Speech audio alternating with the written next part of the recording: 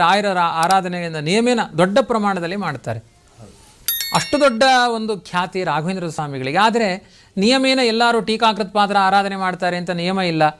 ಮಧ್ವಾಚಾರ್ಯರ ಮಧ್ವನವಮಿಯನ್ನೇ ಅನುಷ್ಠಾನ ಮಾಡಲ್ಲ. ವಾಸ್ತವಿಕವಾಗಿ ನೋಡಲಿಕ್ಕೆ ಹೋದರೆ ರಾಯರಿಗಿಂತ ಅತಿಶಯ ಮಹಿಮೆ ಉಳ್ಳವರು ಟೀಕಾಕೃತ್ಪಾದರು, ಮಧ್ವಾಚಾರ್ಯರು ಅಂತ ಈ ರೀತಿಯಾದ ಒಂದು ನಿಯಮ ನಮ್ಮ ಮಧ್ವ ಮತಾನುಯಾಯಿಗಳಲ್ಲಿ ಇದೆ.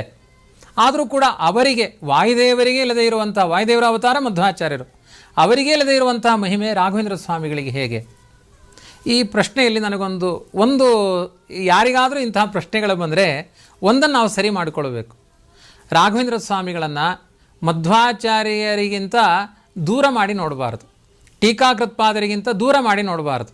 ರಾಘವೇಂದ್ರ ಸ್ವಾಮಿಗಳ ಒಳಗಡೆ ಮಧ್ವಾಚಾರ್ಯರಿದ್ದಾರೆ. ಅಕಸ್ಮಾತ್ ರಾಯರ ಇಷ್ಟೊಂದು ದೊಡ್ಡ ವ್ಯಾಪಕವಾದ ಕೀರ್ತಿ ಇದೆ ಅಂದರೆ ಅದು ಮಧ್ವಾಚಾರ್ಯರ ಕೀರ್ತಿ ಅಂತಲೇ ನಾವು ಅನುಸಂಧಾನ ಮಾಡಬೇಕು. ಯಾಕೆ ಅಂದರೆ ರಾಯರಿಗೆ ಇರುವ